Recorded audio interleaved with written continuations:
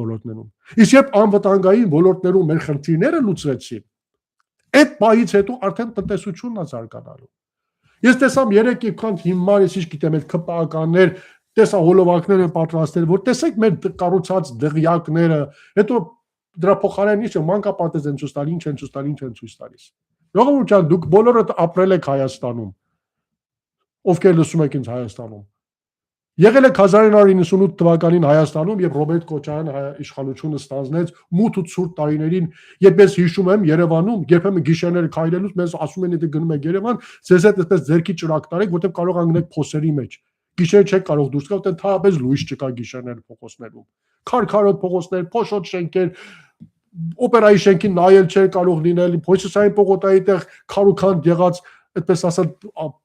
տուներ էին, այդպես ասած, հյուղակներ էին այդտեղ կառուցված, քաղաքը գեղ դեսկով, ամեն ինչով։ Իսկ 2008 թվականին, երբ Ռոբերտ Քոչարյանը իշխանություն հանձնեց, ինչ հանձնեց ձեզ, ինչ թողեց Էլենի Ջարանկություն։ Գիտեք, ամոթը ասելիս, անգամ եմ ասել, բայց կարծեմ սա իրականություն է, նրանք ովքեր այդ տարիներին, ասենք Զվարթնոցի օդանավակայանից օգտվելու փորձ ունեցել են, հասկանաք, որ երբեմն դու պարտավոր ես քո զուգարանը պահել, մինչև քո երկիրը հասնել այնտեղ գնայի զուգարան, որտեղ Զվարթնոցի զուգարանները ներս չէի կարող մտնել։ Անհնարին էր կարողանալ ներս մտնել։ Այնպիսի ահռելի վիճակ էր այդ օդանավակայանում տիրում։ Իսկ 2008 թվականին դուք ինչ ունեիք այդ հին Զվարթնոցի փոխարեն։ Այս շքեղ չենք, որ հիմա այսօր կա։ Դրանք բոլորը կառավարման արդյունք են,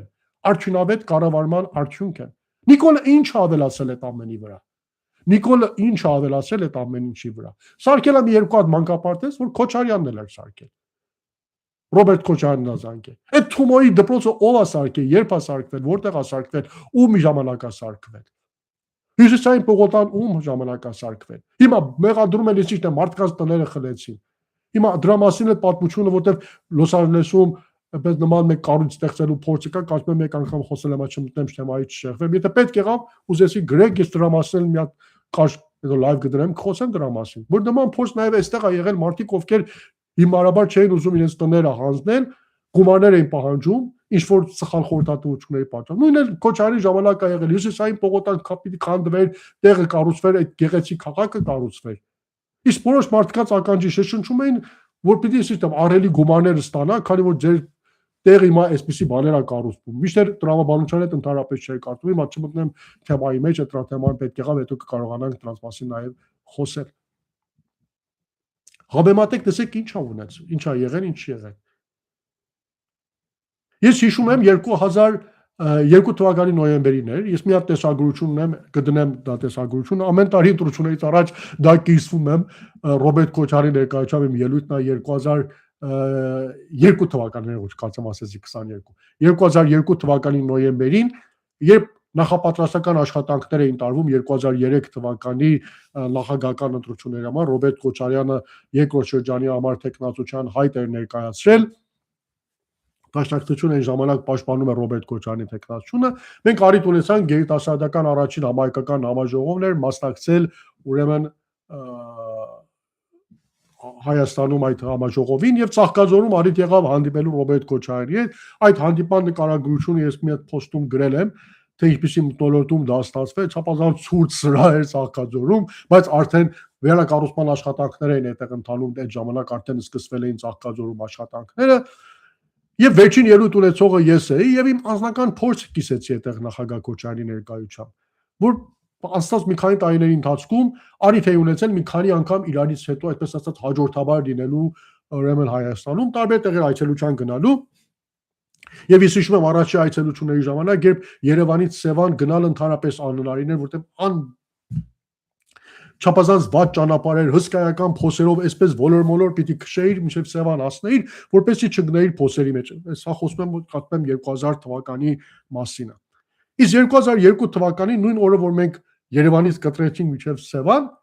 մաքուր ասֆալտ էր, մաքուր ասֆալտ, որ դու վրայի քշում էիր 2002 թվականի նոյեմբերին, այդ եղանակի մեջ։ Զգում էիր այդպես ասած ամպերի վրա էս ավտոն քշում։ Մաքուր ասֆալտ։ Եվ այդ ամեն ինչը կատարվել էր այդ օրերին։ Եվ իմ անձնական փորձը միայն այդ, որ ես տեսել էի կիսվեցի Ռոբերտ Քոչարյանի հետ, ասեցի, այո, հսկայական աշխատանք կա կատարվել Հայաստանում։ Հսկայական աշխատանք կա կատարվել։ Դրանք այո գուցե կատարվել են դրամաշնորհների միջոցով, որ դրսից է գալիս քրքրքորյա, լիս հիմնադրամ կամ ուրիշ հիմնադրամներ, բայց կարևորն է, որ դրանք իրենց նպատակին ծառայել են եւ դարձել են աշխատանք, մի բան, որ մինչեւ այսօր կա։ Այսօր եթե դուք օպերայի շենքը վայելում եք, Հանրապետության շենքը վայելում եք, հրապարակը վայելում եք, դրանք բոլորը Լինսի հիմնադրամի միջոցով իրականացված բարեկարգման աշխատանքներն են, որոնք իրականացվել են Ռոբերտ Քոչարյանի կառավարման տարիներին եւ նրա կառավարման հմտությունների։ Կարող է չէ այդ ամբողջ գումարները մսխվել, ինչպես հիմա այսօր Նիկոլ Փաշինյանի օրոք մսխվում։ Այն Տիգրան Ավինյանի բանի պատմությունը այդ ֆոնդերի բաներին հիշում եք, չէ՞, ինչ տեղի ունեցավ Անիֆի պատմություն բանը, դրանք բոլորը հիշում եք, չէ՞, ինչպես մսխվեց այդ ամբողջ գումարները, ոչ մի արդյունք դուրս չեկավ այդ ամեն ինչի միջից։ Ու հիմա այդ Անիֆի փորձը եկեք համատեք Լինսի հիմնադրամի փորձի հետ, որ իրականություն է դարձել Ռոբերտ Քոչարյանի նախագահության 8 տարիների ընթացքում։ Ու մեկը կհամարձակվեց ընթացքում ասել, որ այդտեղ դրամների մսխում է եղել։ Իմ սերի բարեկամ ընկեր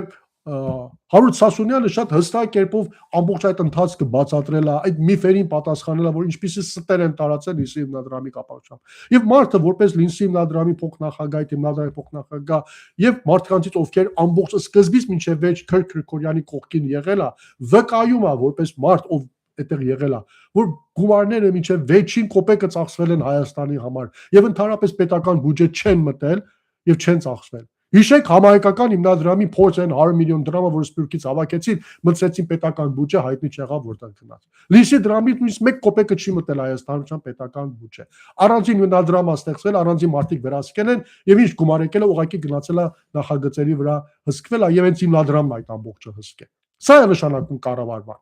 Սա փորձ է, սա իրականություն է, սա մի բան է, որ կա, սա երևակայական բաներ չի, սա խոստում չի, սա չեղած բաների մասին խոստալ չի, որ խոսում ենք, խոստումներ ենք տալիս, որ չի եղել, ապագայում կատարենք։ Սրանք անցյալում եղած, կատարված, անցյալ կատարյալ են, եւ դուք տեսել եք այս ամեն ինչը։ Եւ տեսնել ու ուրանալ